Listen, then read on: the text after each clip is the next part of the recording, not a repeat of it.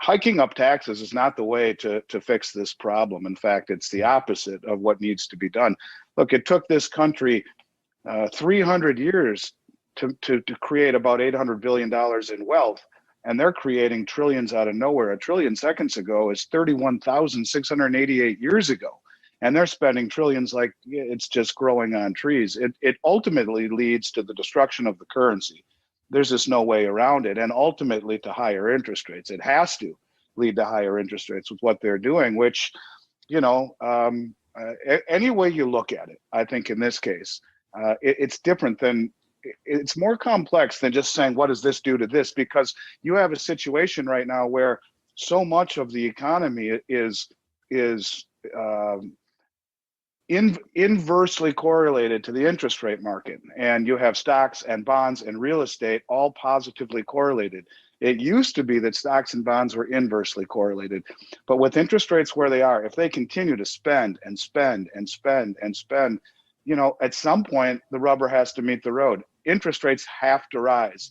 This is a very precarious position that they're trying to dance upon, because ultimately you're looking at the whole system blowing up. So what does it mean for precious metals? I think it means that to have your wealth solely in dollars right now is a massive, massive mistake. And ultimately, precious metals have to be a benefactor of that. And if you take a step back from that statement and look at what's happening on COMEX, which you've done a great job of showing, look what's happening with the central banks, the commercial banks, the sovereign wealth funds, and the family offices. For the past 4 years, they have all been taking possession of metal, buying a lot, pulling it off of the exchanges. As you mentioned the other day, the money's actually, or the metal's actually leaving the COMEX building itself, which is something that I think is very big, because last year I wondered, why with all of these deliveries is metal not leaving the building? And now it's beginning to leave the building.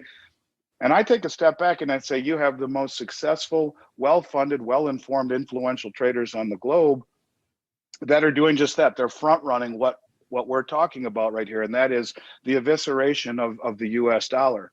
And one other thing I would like to make mention, and when we talk about how does this play into the role of the dollar and precious metals, one of the things that I think people really need to think a little bit more about, and you talked about this again in your podcast last night, I think, and that is the Chinese Belt Road and Rail Initiative, which is roughly 65 to 70% of the human population, 45 to 50% of global GDP, if my numbers are correct, somewhere in that neighborhood, where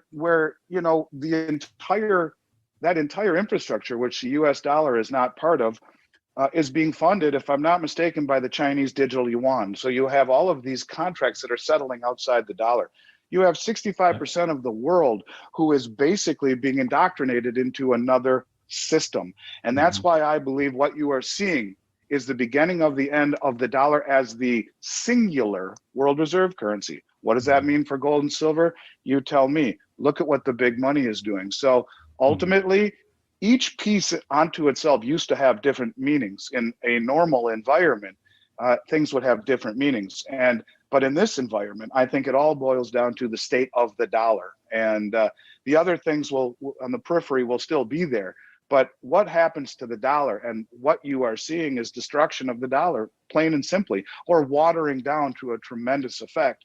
And when we get that velocity, when we see that inflation, things will start to really heat up in spades as it pertains to precious metals. But I guess for me, it boils down to, what amount of money do you want to leave in a currency that's literally being destroyed right in front of us? That's the way that I look at it, Rob. And I think the rest will fall in line, including what that means for precious metals. So the bottom line is simply this, is that there's something going on. And one of the things that makes me think a little bit differently about this, maybe than the way that a lot of people are, is yes, this is happening, but it's happening at a period of time when, yes, there's a whole lot more interest in the metals and a lot more exposure. But, if we go back to, let's call it January 2020, there was 0.5% allocation across the entire financial matrix to precious metals in the United States, from the Harvard Endowment Fund all the way down to the little guy on the street. 0.5%. The mean average over the last 40 years has been 2.5% allocation. And we are moving in that direction, I do believe. where people have just 2.5% of their assets are in precious metals. Well, what happens if it gets to be 5 or 10? In 1980, it was 8, with $850 gold and 850 on the Dow the last time they crossed 1 to 1. What if we see an 8% allocation? Doesn't sound like a lot. That's a 16-fold increase in demand in this industry. It will blow up overnight. So when we talk about all of these things happening, my initial thought in the back of my mind, and I've yet to really articulate this, is simply that we are regressing to the mean. We are getting closer to the world possessing a small percentage of gold and silver. Even at 1%, there's nothing left for everyone else overnight if it's global. So that's kind of what I see happening, is that when we talk about this move, this squeeze, yeah, we don't want to go try to attack the bullion banks, SLV and COMEX, because we'll lose. They'll change the rules on us. But if we go and we start pulling out all of the silver everywhere off the shelves and convert from these unallocated derivative type products into real metal, overnight it will spill over into the COMEX. And that's when you'll see real change. So I will say to you that what you are seeing is real. It's been validated to me on many occasions recently by people all around the world. But what I will tell you, the interesting part about it all that's hard to wrap your mind around, is that they have delivered in huge quantities to us for their North American wholesale business. I have bought 125,000 silver kangaroos this year, and have received the majority of them. Then the next batch of them comes in next Monday. They've already cleared customs. So they have delivered. Now, 125,000 ounces isn't that much globally, but my point to you is that what I'm seeing is different from what other people are seeing. I'm getting product when other people are swearing that they're not. So what does that mean? Is that a beginning of a problem? Perhaps. But all of it to me is a byproduct of more people trying to buy 1 or 2 or 3 ounces. And that is having, I think, a measurable effect. And I think that will have a huge effect as it continues.